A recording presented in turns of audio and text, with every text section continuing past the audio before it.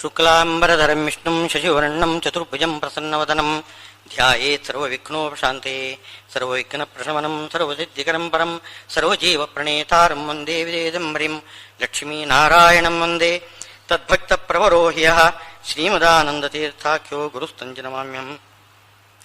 ವೇದೇ ರಾಮಾಯಣೇ ಚೈವ ಪುರಾಣೇ ಭಾರತೆ ಯಥಾ ಆದೌ ಅಂತ್ಯೇ ಚ ಮಧ್ಯೆ ಚ ವಿಷ್ಣು ಸರ್ವತ್ರ ಗೀಯತೆ ರಮಾಪತಿಂ ಪೂರ್ಣಗುಣಂ ಮುಕುಂದಂ ವ್ಯಾಸಂಚ ವಿಜ್ಞಾನಸಹಸ್ರಭಾನುಂ ಪೂರ್ಣಪ್ರಬೋಧಂಚ ಸುತತ್ವದೀಪಂ ಕ್ರಮಾತ್ ಗುರುಶ್ಚ ಪ್ರಣಮಾಮಿ ಮೂರ್ಧ್ನಾ ಅಭ್ರಮಂ ಭಂಗರಹಿತಂ ಅಜಡಂ ವಿಮಲಂ ಸದಾ ಆನಂದತೀರ್ಥಮತುಲಂ ಭಜೆ ತಾಪತ್ರಯಾಪಹಂ. ಮಿಥ್ಯಾ ಸಿದ್ಧಾಂತ ದುರ್ಧ್ವಾಂತ ವಿಧ್ವಂಸನ ವಿಚಕ್ಷಣಃ ಜಯತೀರ್ಥಾಖ್ಯತರಣಿರ್ಭಾಸತಾನ್ನೋ ಹೃದಂಬರೆ ಅರ್ಥಿಕಲ್ಪಿತಕಲ್ಪೋಯಂ ಪ್ರತ್ಯರ್ಥಿಗತಿಕೇಸರಿ ವ್ಯಾಸತೀರ್ಥ ಗುರುರ್ಭೂಯಾದಸ್ಮದಿಷ್ಟಾತ್ ಸಿದ್ಧೇ ತಪೋ ವಿದ್ಯಾ ವಿರಕ್ತ್ಯಾದಿ ಸದ್ಗುಣೌಘಾಕರಾನಹಂ ವಾದಿರಾಜಗುರೂನ್ ವಂದೇ ಹಯಗ್ರೀವಪದಾಶ್ರಯಾನ್.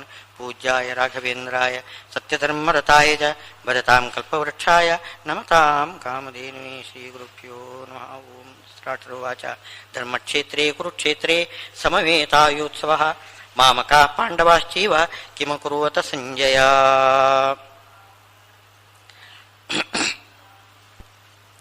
ಸರ್ವಕರ್ಮಾಣಿ ಮನಸ ಸನ್ಯಸ್ಯಾಸ್ತೆ ಸುಖಂ ವಶಿ ನವದ್ವಾರೇ ಪುರೇ ದೇಹಿ ನೈವ ಕುರುವನ್ ನ ಕಾರಯನ್.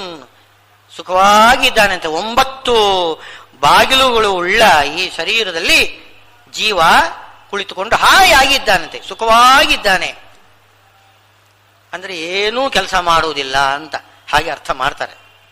ನೈವ ಕುರುವನ್ನ ಕಾರಯನ್, ಏನು ಕೆಲಸ ಮಾಡುವುದಿಲ್ಲ, ಹಾಯಾಗಿದ್ದಾನೆ, ಶುದ್ಧಗೊಳ್ಳು. ಏನೂ ಕೆಲಸ ಇಲ್ಲದೆ ಯಾರಿಗೂ ಇರ್ಲಿಕ್ಕೆ ಸಾಧ್ಯನೇ ಇಲ್ಲ. ಶ್ವಾಸೋಚ್ಛ್ವಾಸ ಮಾಡದೆ ಇರ್ಲಿಕ್ಕೆ ಸಾಧ್ಯವೇನು? ಅದು ಹಾಯಾಗಿರುವುದೇ. ಶ್ವಾಸೋಚ್ಛ್ವಾಸ ನಿಂತು ಬಿಟ್ರೆ ಒಂದು ಕ್ಷಣದಲ್ಲಿ ನಾವು ಕಂಗಾಲಾಗಿ ಬಿಡ್ತೇವೆ. ಏನು ಮಾಡದೆ ಇರ್ಲಿಕ್ಕೆ ಸಾಧ್ಯನೇ ಇಲ್ಲ, ಏನಾದರೂ ಕ್ರಿಯೆ ಮಾಡಲೇಬೇಕು. ಅದು ಹೇಳುವುದೇ ತಪ್ಪು. ಏನೂ ಮಾಡದೆ ಹಾಯಾಗಿದ್ದಾನೆ ಅಲ್ಲ, ಎಲ್ಲ ಮಾಡಿ ಮಾಡದಂತೆ ಇದ್ದು ಹಾಯಾಗಿದ್ದಾನೆ. ಏನು ಅಂತಂದ್ರೆ ಅದರ ಲೇಪ ಇಲ್ಲ. ಮಾಡಿದ್ರೂ ಮಾಡದಂತೆ ಇದ್ದಾನೆ, ಅದರ ಲೇಪ ಇಲ್ಲ. ಆವಾಗ ಅದು ಹಾಯಾಗಿದ್ದಾನೆ, ಸುಖವಾಗಿದ್ದಾನೆ ಅಂತೇಳಿ ಹೇಳೋದು ಕರೆಕ್ಟ್ ಆಗ್ತದೆ. ಹೀಗೆ ಸರ್ವಕರ್ಮಾಣಿ ಮನಸ ಸನ್ಯಸ್ಯ, ಸರ್ವಕರ್ಮವನ್ನು ಮನಸ್ಸಿನಿಂದ ಸನ್ಯಸ್ಯ, ಮನಸ್ಸಿನಿಂದ ಬಿಟ್ಟಿದ್ದಾನಂತೆ, ಪರಿತ್ಯಾಗ ಮಾಡಿದ್ದಾನಂತೆ. ಸರ್ವಕರ್ಮಗಳಿಂದ ಬಿಡುವುದಲ್ಲ, ಸರ್ವಕರ್ಮಗಳನ್ನು ಮನಸ್ಸಿನಿಂದ ಬಿಡುವುದು. ಮನಸ್ಸಿನಿಂದ ಬಿಡುವುದು ಅಂದ್ರೆ ಅರ್ಥವೇನು? ಸರ್ವಕರ್ಮ ಇರಬೇಕು, ಮನಸ್ಸಿನಲ್ಲಿ ಅದರ ಬಗ್ಗೆ ಆಸಕ್ತಿ ಇರಬಾರದು. ಆಸಕ್ತಿ ಅಂದ್ರೇನು? ತನ್ನ ಲಾಭದ ಆಸೆ ಇರಕೂಡದು. ಭಗವಂತನ ಪೂಜಾ ರೂಪವಾಗಿ ಮಾಡಬೇಕು. ಇದು ಏನು? ಮನಸ ಸನ್ಯಾಸ. ಸನ್ಯಾಸ ಅಂದ್ರೆ ಹಿಂದೆ ಹೇಳಿದ್ದಾರೆ. ಸನ್ಯಾಸ ಅಂದ್ರೆ ಪರಿತ್ಯಾಗ ಅಲ್ಲ, ಪೂಜೆ. ಸನ್ಯಾಸ ಅಂದ್ರೆ ಸಮ್ಯಕ್ ನ್ಯಾಸ, ಚೆನ್ನಾಗಿ ಭಗವಂತನಲ್ಲಿ ಇಡುವುದು, ಸಮರ್ಪಣೆ ಮಾಡುವುದು. ಅದು ಕರ್ಮಯೋಗ. ಭಗವಂತನಲ್ಲಿ ಇಡುವುದಿದೆಯಲ್ಲ ಅದು ಕರ್ಮಯೋಗ. ತನ್ನ ಆಸಕ್ತಿಯನ್ನು ಬಿಡುವುದಿದೆಯಲ್ಲ ಅದು ಸನ್ಯಾಸ. ಸನ್ಯಾಸ ಕರ್ಮಯೋಗ ಎರಡು ಒಟ್ಟು ಸೇರಬೇಕು. ಅದೇ ದಾಸರಾಯರು, ಗೋಪಾಲದಾಸರು ಹೇಳಿದ್ರಲ್ಲ, ಅಲ್ಲಿ ದಾರಿದ್ರ್ಯ ಮಾರ್ಗ ಬೇರೆ ಇದೆ, ವೈರಾಗ್ಯ ಮಾರ್ಗನೇ ಬೇರೆ ಇದೆ ಅಂತ. ಕೇವಲ ಬಿಟ್ಟು ಬಿಟ್ರೆ ಅವನನ್ನು ಏನು ಹೇಳ್ತೇವೆ ನಾವು? ದರಿದ್ರ ಅಂತಂತೇವೆ. ಅವನಲ್ಲಿ ಏನಿಲ್ಲ. ಎಲ್ಲವನ್ನು ಬಿಟ್ಟು ಬಿಟ್ರೆ ಅವನನ್ನು ಯೋಗಿ ಅಂತ ಹೇಳುವುದಿಲ್ಲ, ಅವನು ದರಿದ್ರ ಅಂತಂತೇವೆ ನಾವು. ಎಲ್ಲವನ್ನು ಬಿಡುವುದಲ್ಲ, ಕೊಡಬೇಕು, ದಾನ ಮಾಡಬೇಕು. ಅಂದ್ರೆ ಅಲ್ಲಿ ಕೊಡ್ತಕ್ಕಂಥ ಕ್ರಿಯೆ ಇದೆ ನೋಡಿ, ಆ ಕೊಡ್ತಕ್ಕಂಥ ಕ್ರಿಯೆ ಅದು ಯೋಗ, ಕರ್ಮಯೋಗ. ಬಿಡುವುದಿದೆಲ್ಲ ಸನ್ಯಾಸ. ಈ ಸನ್ಯಾಸ ಮತ್ತು ಕರ್ಮಯೋಗ ಎರಡು ಒಟ್ಟು ಸೇರಬೇಕು. ಅದು ದಾನ ಅಂತ ಅನ್ಸದದು. ದಾನದಲ್ಲಿ 2 ಅಂಶ ಇದೆ: ಸ್ವಸ್ವತ್ವ ತ್ಯಾಗ, ಪರಸ್ವತ್ವ ಆಪಾದನ. ಕೊಡುವಾಗ ದತ್ತಂ ನ ಮಮ ಅಂತ ಹೇಳ್ತೇವೆ ನಾವು. ಯಾವುದನ್ನು ಒಬ್ಬರಿಗೆ ಕೊಡುವಾಗ ಇದು ನಿಮಗೆ ಕೊಟ್ಟಿದ್ದು, ನಿಮಗೆ, ನಿಮ್ಮ ಸ್ವತ್ತು, ನನ್ನ ಸೊತ್ತಲ್ಲ, ಇನ್ನು ಮೇಲೆ ಇದು ನನ್ನ ಸೊತ್ತಲ್ಲ, ಇದು ನಿಮ್ಮದು. ನ ಮಮ, ನನ್ನದಲ್ಲ. ಇದು ದಾನ, ದಾನದ ಅನುಸಂಧಾನ. ಹಾಗೆ ಎರಡು ಅಂಶ ಇದೆ ಅಲ್ಲಿ. ಸನ್ಯಾಸ ಇದೆ, ಕರ್ಮಯೋಗ ಇದೆ. ಒಟ್ಟು ಸೇರಿದ್ರೆ ಅದು ದಾನ ಆಗ್ತದೆ. ಆ ದಾನ ಮಾಡಿದವನು ಯೋಗಿ ಅಂತಂತೇವೆ ನಾವು. ದಾನ ಮಾಡಿದವನು ಯೋಗಿ. ಯೋಗ ಅಂದ್ರೇನು? ಜ್ಞಾನ ಸಾಧನೆ ಉಳ್ಳವನು ಕರ್ಮಯೋಗಿ. ಕರ್ಮಯೋಗಿ ಅಂದ್ರೇನು? ಪರಮಾತ್ಮನಿಗೆ, ಪರಮಾತ್ಮನ ಭಕ್ತರಿಗೆ ಎಲ್ಲರಿಗೂ ಕೂಡ ಸರ್ವೇ ಜನ ಸುಖಿನೋ ಭವಂತು, ಎಲ್ಲರಿಗೂ ಕೂಡ ಸುಖವಾಗಲಿ ಅಂತ ಎಂಬುದಾಗಿ ಏನು ಸತ್ಕರ್ಮ ಮಾಡತಕ್ಕಂಥವನು ಯಾರಿದ್ದಾನೆ ಅವನು ಯೋಗಿ, ಕರ್ಮಯೋಗಿ.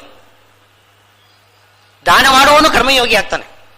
ಎಲ್ಲವನ್ನು ಬಿಟ್ಟು ಬಿಟ್ಟರೆ ಅವನು ಯೋಗಿ ಅಲ್ಲ, ಭೋಗಿಯೂ ಅಲ್ಲ, ಅವನು ದರಿದ್ರ ಅಂತಂತಾರೆ.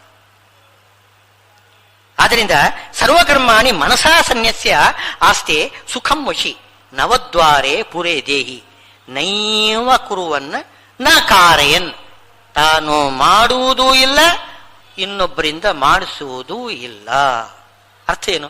ತಾನು ಮಾಡುವುದಿಲ್ಲ, ತಾನು ಮಾಡಿಸುವುದಿಲ್ಲ. ಹಿಂದೆ ಹೇಳಿದ್ದಾರೆ ನವದ್ವಾರದಲ್ಲಿ ಏನೆಲ್ಲ ಮಾಡ್ತಾನೆ ಅಂತ ಹಿಂದೆ ಶ್ಲೋಕದಲ್ಲಿ ಬಂದಿದೆ ನೋಡಿ. ಇದು 16ನೇ, ಇದು 13ನೇ ಶ್ಲೋಕ. ಹಿಂದಿನ ಶ್ಲೋಕ ಹಿಂದಲ್ಲಿ 8ನೇ 9ನೇ ಶ್ಲೋಕದಲ್ಲಿ 8ನೇ ಶ್ಲೋಕದಲ್ಲಿ 9ನೇ ಶ್ಲೋಕದಲ್ಲಿ ನವದ್ವಾರಗಳಲ್ಲಿ ಏನೆಲ್ಲ ಮಾಡ್ತಾನೆ ಅಂತೇಳಿ ಹೇಳಿದ್ದಾರೆ. ಯಾವುದು? ಪಶ್ಯನ್, ಕಣ್ಣಿಂದ ನೋಡುವುದು, ಶೃಣ್ವನ್, ಸ್ಪೃಶನ್, ಒಂದೊಂದು ದ್ವಾರದಿಂದ ಏನೆಲ್ಲ ಮಾಡ್ತೇವೆ ಅಂತ ಹಿಂದೆ ಹೇಳಿ ಆಗಿದೆ. ಅಂಥ ದ್ವಾರದಲ್ಲಿ ತಾನು ಏನು ಮಾಡುವುದಿಲ್ಲ ಅಂತಂದ್ರೆ ಅರ್ಥ ಏನು? ಎಲ್ಲ ಮಾಡ್ತಿದ್ದಾನೆ. ಪ್ರತಿಯೊಂದು ದ್ವಾರದಲ್ಲಿಯೂ ಎಲ್ಲ ಕರ್ಮವನ್ನು ಮಾಡ್ತಾ ಇದ್ದಾನೆ. ಮಾಡುವುದಿಲ್ಲ ಅಂದ್ರೆ ಅರ್ಥವೇನು? ತಾನು ಮಾಡುವುದಿಲ್ಲ, ತಾನು ಇನ್ನೊಬ್ಬರಿಂದ ಮಾಡಿಸುವುದಿಲ್ಲ ಅಂತ ಹೇಳ್ತಿದಾರಲ್ಲ, ಇದು ಸರಿಯಲ್ಲ ಅಂತ ಅನ್ಸುತ್ತೆ ನಮ್ಗೆ. ನ ಕುರುವನ್ನ ನ ಕಾರಯನ್ ಅಂದ್ರೆ ಅಲ್ಲಿ ಸೇರ್ಸ್ಕೋಬೇಕು ನಾವು, ಇವ ಅಂತ ಸೇರ್ಸ್ಕೋಬೇಕು. ಮಾಡಿದರೂ ಮಾಡದಂತೆ, ಮಾಡಿಸಿದರೂ ಇನ್ನೊಬ್ಬರಲ್ಲಿ ಮಾಡಿಸದಂತೆ. ಈಗ ನಾವು ನಮಗೆ ಬೇಕಾದವರಿದ್ದಾರೆ, ಹತ್ತಿರದವರು. ಸೋವಂದನಂ ಯಥಾ ಪಿತ್ರ ಕಾರಿತಂ ಶಿಶು ಕರ್ತೃಕಂ. ಮಗುವಿಗೆ ನಮಸ್ಕಾರ ಮಾಡ್ಲಿಕ್ಕೆ ಗೊತ್ತಿಲ್ಲ, ಬಾ ಅಂತ ನಮಸ್ಕಾರ ಮಾಡಿಸ್ತೇವೆ ನಾವು. ನಾವು ದೊಡ್ಡವರಿಗೆ ನಮಸ್ಕಾರ ಮಾಡ್ತೇವೆ. ನಾವು ನಮಸ್ಕಾರ ಮಾಡಿ ಮಗುವನ್ನು ತಂದು ಮಾಡು, ನಮಸ್ಕಾರ ಮಾಡು ಅಂತ ಮಾಡಿಸ್ತೇವೆ. ನಾವು ಮಾಡ್ತೇವೆ, ಮಕ್ಕಳಿಂದಲೂ ಮಾಡಿಸ್ತೇವೆ. ಈ ಮಾಡುವುದು ಮಾಡಿಸುವುದು ಎರಡೂ ಕೂಡ ನಾವು ಮಾಡ್ತಾ ಇದ್ರೂ ಕೂಡ ನಕುರುವನ್ನ ನಕಾರಯನ್. ನಾವು ಹೇಗಿರಬೇಕು ಅಂದ್ರೆ ಮಾಡಿಲ್ಲ, ಮಾಡದಂತೆ, ಮಾಡಿಸದಂತೆಯೇ ಇರಬೇಕು. ನೈವ ಕುರುವನ್ ನಕಾರಯನ್. ಆವಾಗ ಸುಖಂ, ಚೆನ್ನಾಗಿ ಅವನು ಸುಖವಾಗಿರ್ತಾನಂತೆ. ಏನ್ ಹಾಗಂದ್ರೆ ಮಾಡಿದರೂ ಮಾಡದಂತೆ, ಮಾಡಿಸಿದರೂ ಮಾಡಿಸದಂತೆ ಅಂದ್ರೆ ಅರ್ಥವೇನು ಅಂತಂದ್ರೆ ತನ್ನ ಸ್ವಾತಂತ್ರ್ಯವನ್ನು ಬಿಟ್ಟಿರ್ತಾನೆ. ನಾನು ಸ್ವತಂತ್ರವಾಗಿ ಮಾಡ್ತಾ ಇದ್ದೇನೆ, ಸ್ವತಂತ್ರವಾಗಿ ಮಾಡಿಸ್ತಾ ಇದ್ದೇನೆ, ಈ ಭಾವನೆ ಇರಕು. ಇಷ್ಟೇ. ಮಾಡಿದ್ರೂ ಮಾಡದಂತೆ ಅಂದ್ರೆ ಹಾಗರ್ಥ. ಹಾಗಲ್ಲ, ನಾವು ಮಾಡ್ತಾ ಇದ್ದೀವಿ ಅಲ್ಲಿ ಮಾಡುವುದಿಲ್ಲ ಅಂದ್ರೆ ಹೇಗೆ ಹೇಳ್ತೀರ ನೀವು? ಮಾಡ್ತಾ ಇದ್ದೇವೆ, ನಾವು ಸಂಕಲ್ಪ ಮಾಡಿದಿಲ್ವೇ? ಅಹಂ ಕರಿಷ್ಯೆ, ಅಹಂ ಕರಿಷ್ಯೆ ಅಂತ ಹೇಳ್ತೇವೆ. ನಾವು ಮಾಡ್ತಾ ಇದ್ದೇವೆ, ನಾವೇ ಅಲ್ಲಿ ಸಂಕಲ್ಪ ಮಾಡ್ತಾ ಇದ್ದೇವೆ. ನಾವು ಯಜಮಾನ ಸಂಕಲ್ಪ ಮಾಡ್ತಾನೆ, ಅವನು ಮಾಡ್ತಾನೆ ಅಂತಂದ್ರೆ ಅದಕ್ಕೆ ಹೇಳ್ತಾರೆ ಇಲ್ಲ, ಅವನಿಗೆ ಸ್ವಾತಂತ್ರ್ಯ ಇಲ್ಲ, ಅವನಿಗೆ ಸ್ವಾತಂತ್ರ್ಯ ಇಲ್ಲ. ಕರಿಷೆ ಅಂತ ಹೇಳ್ತಾನೆ, ಸ್ವತಂತ್ರವಾಗಿ ನಾನು ಮಾಡ್ತೇನೆ ಅಂತ ಅನ್ನೋದಿಲ್ಲ, ಅನ್ನಬಾರದು. ಅಂದರೆ ನರಕ, ತಮಸ್ಸು. ನಾನು ಸ್ವತಂತ್ರವಾಗಿ ಮಾಡ್ತಾ ಇದ್ದೇನೆ ಅಂತ ತಿಳ್ಕೊಂಡ್ರೆ ತಮಸ್ಸಾಗ್ತದೆ. ಹಾಗೆ ಹೇಳಬಾರದು. ನಾನು ಪರಮಾತ್ಮ ಪ್ರೇರಣೆಯ, ಪರಮಾತ್ಮ ಪ್ರೀತ್ಯರ್ಥಂ, ಪರಮಾತ್ಮನ ಪ್ರೇರಣೆಯಿಂದ ಪರಮಾತ್ಮನ ಪ್ರೀತ್ಯರ್ಥವಾಗಿ ನಾನು ಮಾಡ್ತೇನೆ ಅಂತಲೇ ಸಂಕಲ್ಪ ಮಾಡಬೇಕು ಹೊರತು ನಾನೇ ಸ್ವತಂತ್ರವಾಗಿ ಮಾಡ್ತೇನೆ ಅಂತ ಆ ರೀತಿ ತಿಳ್ಕೊಳ್ಬಾರದು. ಕೆಲವರು ಹೇಳ್ತಾರೆ ಪರಮಾತ್ಮ ಸ್ವಾತಂತ್ರ್ಯ ಕೊಟ್ಟಿರ್ತಾನೆ ಅಂತ. ಅಲ್ಲ, ನಾವು ಹೇಳ್ತೇವೆ ದತ್ತ ಸ್ವಾತಂತ್ರ್ಯ ಅಂತ ಹೇಳ್ತೇವಲ್ಲ. ದತ್ತ ಸ್ವಾತಂತ್ರ್ಯ ಅಂದ್ರೆ ಅರ್ಥವೇನು? ಪರಮಾತ್ಮ ಸ್ವಾತಂತ್ರ್ಯ ಕೊಡ್ತಾನೆ. ದತ್ತ ಅಂದ್ರೆ ಏನು? ಕೊಟ್ಟಿದ್ದು. ಪರಮಾತ್ಮ ಸ್ವಾತಂತ್ರ್ಯ ಕೊಡ್ತಾನೆ. ನಮಗೆ ಸ್ವಾತಂತ್ರ್ಯ ಕೊಡ್ತಾನೆ ಅಂತಂದ ಮೇಲೆ ನಾವು ಸ್ವತಂತ್ರವಾಗಿ ನಾನು ಮಾಡ್ತೇನೆ ಅಂತ ಸಂಕಲ್ಪ ಯಾಕೆ ಮಾಡಬಾರ್ದು? ನನಗೆ ಸ್ವಾತಂತ್ರ್ಯ ಇದೆ, ಪರಮಾತ್ಮ ಕೊಟ್ಟ ಸ್ವಾತಂತ್ರ್ಯ ಇದೆ, ನಾನು ಮಾಡ್ತೇನೆ. ಪ್ರೇರಣೆ ಅಂತ ಮತ್ತೆ ಯಾಕೆ ಸೇರಿಸಬೇಕು ಪುನಃ? ನೇರವಾಗಿ ಹೇಳಿ, ನನಗೆ ಸ್ವಾತಂತ್ರ್ಯ ಇದೆ, ಪರಮಾತ್ಮ ಕೊಟ್ಟಿದ್ದು ಸ್ವಾತಂತ್ರ್ಯ ಇದೆ, ನಾನು ಸ್ವತಂತ್ರನಾಗಿ ನಾನು ಕರ್ಮ ಮಾಡ್ತೇನೆ. ಹೀಗೆ ಯಾಕೆ ಸಂಕಲ್ಪ ಮಾಡಬಾರ್ದು? ಹೇಳ್ತಾರೆ ಇಲ್ಲ ಕೊಡೋದಿಲ್ಲ ಅಂತಂದ್ರು. ಇಲ್ಲಿ ಭಗವದ್ಗೀತೆಯಲ್ಲಿ ಶ್ರೀಕೃಷ್ಣ ಹೇಳ್ತಿದ್ದಾನೆ ಅರ್ಜುನನಿಗೆ, ಕೊಡೋದಿಲ್ಲ. ಪರಮಾತ್ಮ ಯಾರಿಗೂ ಸ್ವಾತಂತ್ರ್ಯ ಕೊಡೋದಿಲ್ಲ. ನ ಕರ್ತೃತ್ವಂ ನ ಕರ್ಮಾಣಿ ಲೋಕಸ್ಯ ಸೃಜತಿ ಪ್ರಭು ನ ಕರ್ಮ ಫಲ ಸಂಯೋಗಂ ಸ್ವಭಾವಸ್ತು ಪ್ರವರ್ತತೆ. ಅಷ್ಟ ಹೇಳ್ತಿದ್ದಾರೆ. ಕರ್ತೃತ್ವ ಕೊಡುವುದಿಲ್ಲ, ಕರ್ಮವನ್ನು ಮಾಡಿಸುವುದಿಲ್ಲ, ಕರ್ಮವನ್ನು ಕೂಡ ಇನ್ನೊಬ್ಬರಿಗೆ ಮಾಡಲಿಕ್ಕೆ ಸ್ವಾತಂತ್ರ್ಯ ಕೊಡುವುದಿಲ್ಲ. ಕರ್ಮ ಫಲ ಸಂಯೋಗ ಅದರಲ್ಲೂ ಕೂಡ ಸ್ವಾತಂತ್ರ್ಯ ಕೊಡುವುದಿಲ್ಲ. ಕರ್ಮ ಫಲ ಸಂಯೋಗ ಅಂತಂದ್ರೆ ಏನು? ಕರ್ಮದಿಂದ ಫಲವನ್ನು ಸಂಪಾದನೆ ಮಾಡುವುದು, ಅದರಲ್ಲೂ ಸ್ವಾತಂತ್ರ್ಯ ಇಲ್ಲ. ಕರ್ತೃತ್ವವನ್ನು ಕೊಡುವುದಿಲ್ಲ, ಕರ್ಮದಲ್ಲಿಯೂ ಸ್ವಾತಂತ್ರ್ಯ ಕೊಡುವುದಿಲ್ಲ, ಆ ಕರ್ಮದ ಫಲದಲ್ಲಿಯೂ ಕೂಡ ಸ್ವಾತಂತ್ರ್ಯ ಕೊಡುವುದಿಲ್ಲ. ಯಾವುದರಲ್ಲೂ ಸ್ವಾತಂತ್ರ್ಯ ಇಲ್ಲ, ಕೊಡೋದೇ ಇಲ್ಲ ಅಂತ. ಹಾಗಾದ್ರೆ ನಡೆಯೋದು ಹೇಗೆ? ಕೆಲಸ ನಡೀಬೇಕಲ್ಲ, ಕಾರ್ಯ ನಡೀಬೇಕಲ್ಲ. ಅವನು ನಮಗೆ ಅವನೇನೋ ಮಾಡುವುದಿಲ್ಲ, ಅವನು ಕರ್ಮ ಮಾಡುವುದಿಲ್ಲ. ಅವನು ಯಾಕೆ ಕರ್ಮ? ಅವನದೇನು ಕರ್ಮ? ಏನಿಲ್ಲ, ನಾವೆಲ್ಲ ನಮ್ಮ ಕರ್ಮ. ಅವನು ಯಾಕೆ ಕರ್ಮ ಮಾಡಬೇಕು? ಅವನು ಮಾಡುವುದಿಲ್ಲ, ನಾವು ಮಾಡುವುದಿಲ್ಲ ಅಂತಂದ್ರೆ ಹಾಗಾದ್ರೆ ಯಾರು ಮಾಡೋದು? ಲೋಕ ಪ್ರವೃತ್ತಿ ಹಾಗೆ ನಡೀತದೆ. ಸ್ವಭಾವಸ್ತು, ಸ್ವಭಾವ, ಸ್ವ ಅಂತಂದ್ರೆ ಸ್ವತಂತ್ರ, ಸ್ವತಂತ್ರನಾಗಿ ಇರತಕ್ಕಂಥವನು. ಭಾವ ಅಂದ್ರೆ ಇರುವುದು. ಸ್ವತಂತ್ರನಾಗಿ ಇರತಕ್ಕಂಥವನು ಯಾರು? ಭಗವಂತ. ಅವನು ಪ್ರವೃತ್ತಿ ಮಾಡ್ತಾನೆ, ಅವನೇನು ಮಾಡುವುದಿಲ್ಲ ಅಂತ ಅನ್ಬೇಡಿ ನೀವು. ಎಲ್ಲ ಅವನೇ ಮಾಡೋದು, ಎಲ್ಲ ಅವನೇ ಮಾಡೋದು. ಸ್ವಭಾವಸ್ತು ಪ್ರವರ್ತತೆ. ಅವನು ಮಾಡುವಾಗ ಬಿಂಬ ಮಾಡಿದಾಗ ಪ್ರತಿಬಿಂಬ ಮಾಡ್ತದೆ. ಸ್ವಭಾವಸ್ತು ಪ್ರವರ್ತತೆ. ಸ್ವಭಾವ ಅಂದರೆ ನಾವು, ಪರಮಾತ್ಮನೂ ಸ್ವಭಾವ. ಪರಮಾತ್ಮನ ಸ್ವಭಾವ ಒಂದಿದೆ, ಅದೇನು? ಸ್ವತಂತ್ರ, ಸ್ವತಂತ್ರನಾಗಿ ಇರುವುದು ಅವನ ಸ್ವಭಾವ. ನಾವು ಸ್ವತಂತ್ರನಿಗೆ ಅವನ ಪ್ರೇರಣೆಯಿಂದ ಭಾವ ಇರುವುದು ನಾವು, ಅದು ನಮ್ಮ ಸ್ವಭಾವ. ನಮ್ದೊಂದು ಸ್ವಭಾವ, ಅವನೊಂದು ಸ್ವಭಾವ ಇದೆ. ಎರಡೂ ಸ್ವಭಾವ ಪ್ರವರ್ತತೆ. ಅವನು ಪ್ರವೃತ್ತಿ ಮಾಡ್ತಾನೆ, ನಾವು ಕೂಡ ಪ್ರವೃತ್ತಿ ಮಾಡ್ತೇವೆ. ಅವನು ಬಿಂಬ, ಅವನು ಪ್ರವೃತ್ತಿ ಮಾಡಿದಾಗ ನಾವು ಪ್ರತಿಬಿಂಬ ಪ್ರವೃತ್ತಿ ಮಾಡ್ತೇವೆ. ಏನು ಯಾವ ಪ್ರಾಬ್ಲಮ್ ಇಲ್ಲ ಇಲ್ಲಿ. ಸ್ವಭಾವಸ್ತು ಪ್ರವರ್ತತೆ.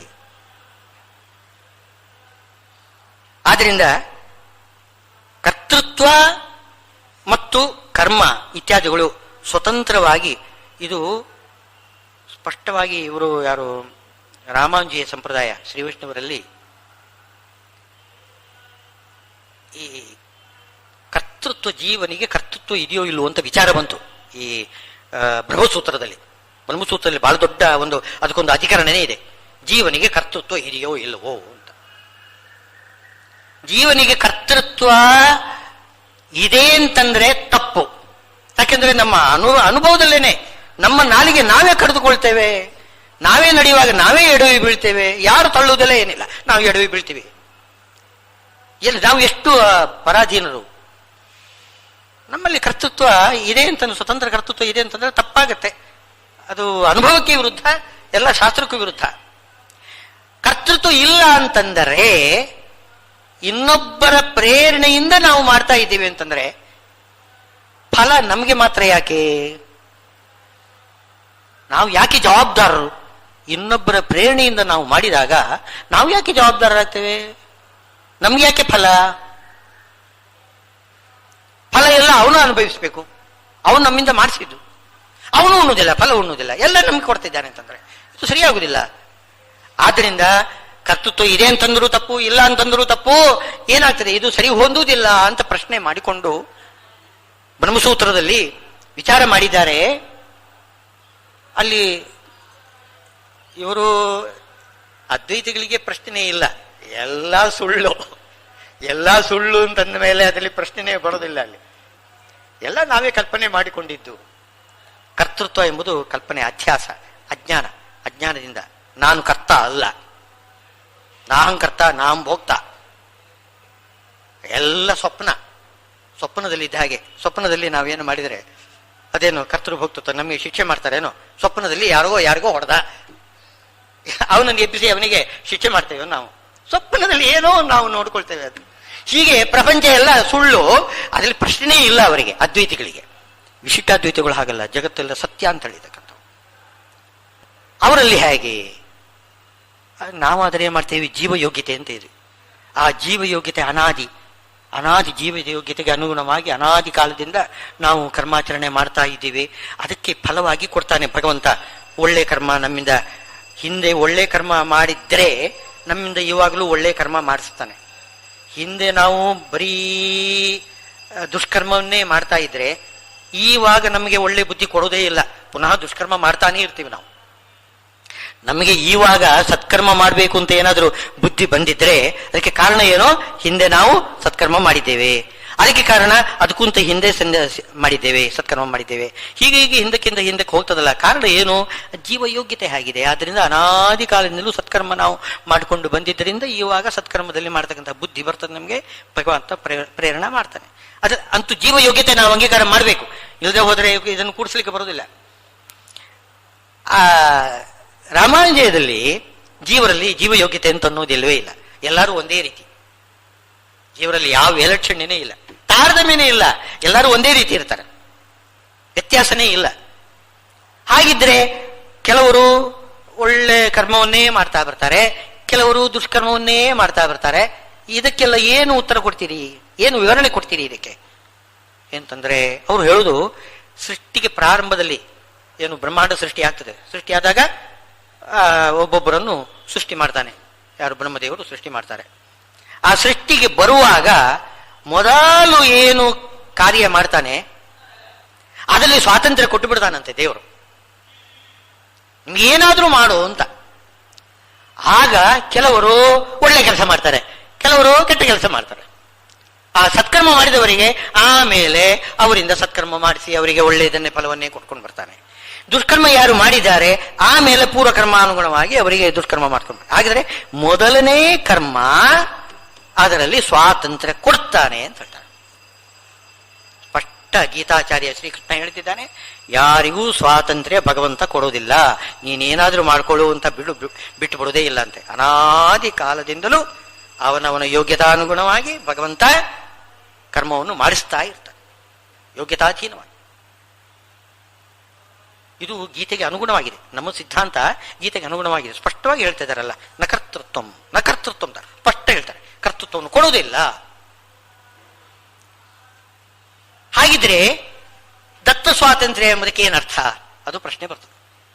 ಸ್ವಾತಂತ್ರ್ಯ ಕೊಡ್ತಾನೆ, ದತ್ತ ಸ್ವಾತಂತ್ರ್ಯ ಅಂದರೆ ಅರ್ಥವೇನು? ಸ್ವಾತಂತ್ರ್ಯ ಬೇರೆ ಅಲ್ಲ, ಸ್ವತಂತ್ರ ಬೇರೆ ಅಲ್ಲ. ಭಗವಂತನಲ್ಲಿ ಈಗ ದೀಪ ಬೇರೆ ಅಲ್ಲ, ಪ್ರಕಾಶ ಬೇರೆ ಅಲ್ಲ. ನನಗೆ ಪ್ರಕಾಶ ಬೇಕು ಅಂತಂದ್ರೆ ದೀಪ ತಂದಿಡ್ತೀರಿ ನೀವು. ನಾನು ಕೇಳಿದ್ದು ಪ್ರಕಾಶ, ದೀಪ ಯಾಕೆ ತಂದಿರಿ ಅಂತ ಕೇಳುವುದಿಲ್ಲ ನಾವು. ದೀಪ ಬೇರೆ ಅಲ್ಲ, ಪ್ರಕಾಶ ಬೇರೆ ಅಲ್ಲ.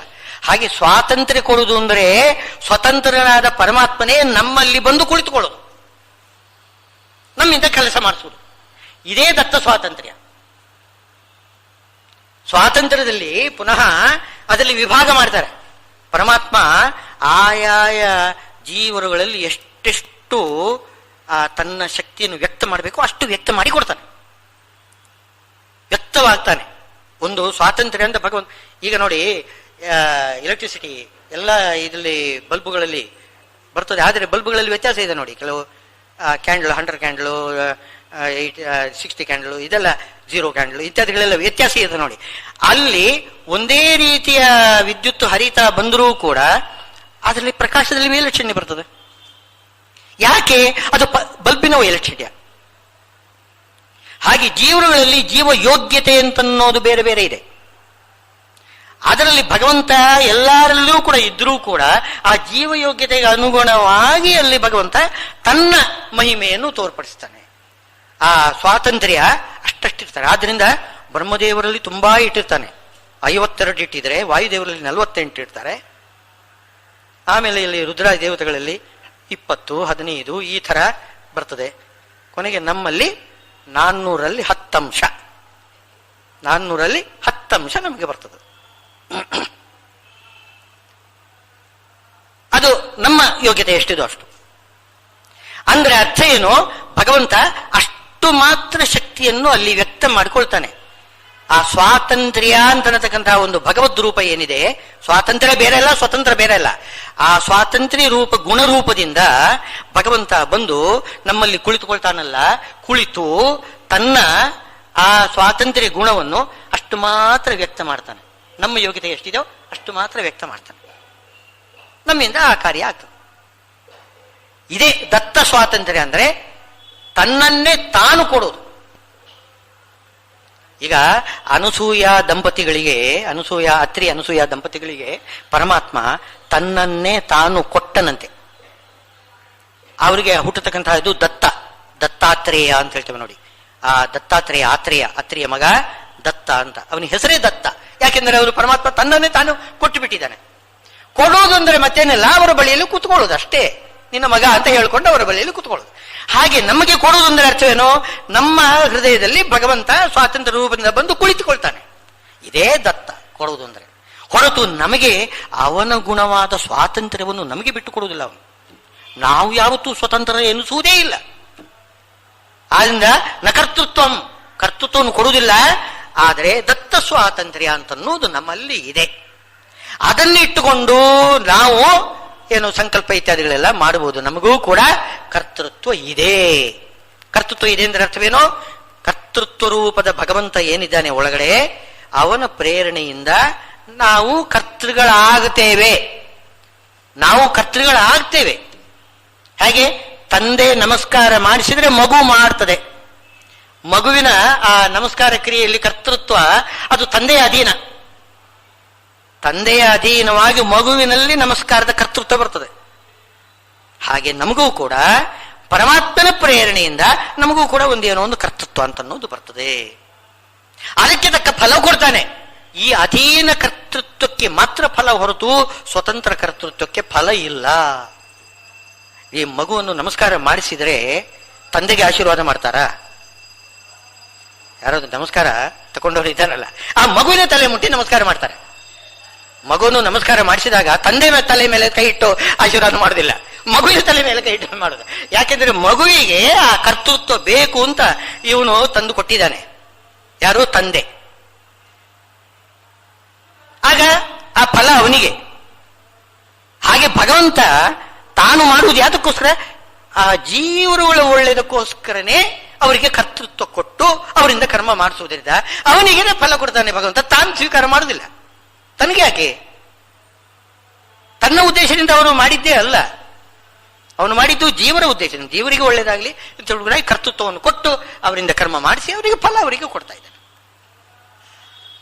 ಆದ್ರಿಂದ ನಕರ್ತೃತ್ವ ನಕರ್ಮಾಣಿ ಅಂತ ಹೇಳಿ ಹೇಳ್ತಕ್ಕಂಥದ್ದು ಸರಿಯಾಗಿರ್ತಕ್ಕಂಥದ್ದು. ಅದನ್ನು ಕೂಡ ಅಲ್ಲಿ ಮುಂದಕ್ಕೆ ಹೇಳ್ತಾರೆ, ನಾದತ್ತೇ ಕಸ್ಯಚಿತ್ ಪಾಪಂ ನಚೈವ ಸುಕೃತಂ ವಿಭುಹು. ಈ ಕರ್ತೃತ್ವ ಇದೆಲ್ಲ ಸ್ವತಂತ್ರ ಅಂತ ತಿಳ್ಕೊಳ್ಬಾರ್ದು ಅಂತ ಅನ್ನೋದಕ್ಕೆ ಇನ್ನೂ ಉದಾಹರಣೆ ಕೊಡ್ತಾರೆ. ನಾದತ್ತೇ ಕಸ್ಯಚಿತ್ ಪಾಪಂ, ಪರಮಾತ್ಮನಿಗೆ ಆ ಪುಣ್ಯ ಪಾಪಗಳು ಇಲ್ಲವೇ ಇಲ್ಲ. ಅಕರ್ಮಣ ವರ್ಧತೆ ನೋಕನಿಯಾನ್ ಅಂತ. ನೋಕನಿಯ ಅಂತ ಅವನಿಗೆ ಬಿರುದು. ನೋಕನಿಯಾನ್ ಅಂತಂದ್ರೆ ಪಾಪದಿಂದ ಸೊರಗುವುದು ಕನಿಯ. ವರ್ಧತೆ ಅಂತಂದ್ರೆ ಪುಣ್ಯದಿಂದ ಬೀಗುವುದು, ಅದು ವರ್ಧತೆ. ನ ವರ್ಧತೆ ನೋ ಕನಿಯಾನ್. ವೃದ್ಧಿಯಾಗ್ಲಿ ಕನಿಯಸ್ತವಾಗ್ಲಿ ಎರಡೂ ಕೂಡ ಇಲ್ಲ. ಅಂದ್ರೆ ಪಾಪ ಪುಣ್ಯ ಪಾಪಗಳ ಲೇಪ ಅವನಿಗಿಲ್ಲ, ಅವನು ಸ್ವೀಕಾರ ಮಾಡುವುದಿಲ್ಲ. ಯಾಕೆಂದ್ರೆ ಅವನು ಸ್ವತಂತ್ರ. ನಾವು ಅಸ್ವತಂತ್ರರು. ನಮ್ಮಲ್ಲಿ ಅಸ್ವತಂತ್ರವಾದ ಕರ್ತೃತ್ವ ಇದ್ರೂ ಕೂಡ ನಾವೇ ಪಾಪವನ್ನು ಸ್ವೀಕಾರ ಮಾಡ್ತೇವೆ, ಪುಣ್ಯವನ್ನು ನಾವು ಸ್ವೀಕಾರ ಮಾಡ್ತೇವೆ. ಆದರೆ ಸ್ವತಂತ್ರವಾಗಿ ಅಲ್ಲ. ಭಗವಂತನೇ ನಮಗೆ ಪುಣ್ಯ ಪಾಪಗಳನ್ನು ಕೊಡ್ತಾನೆ.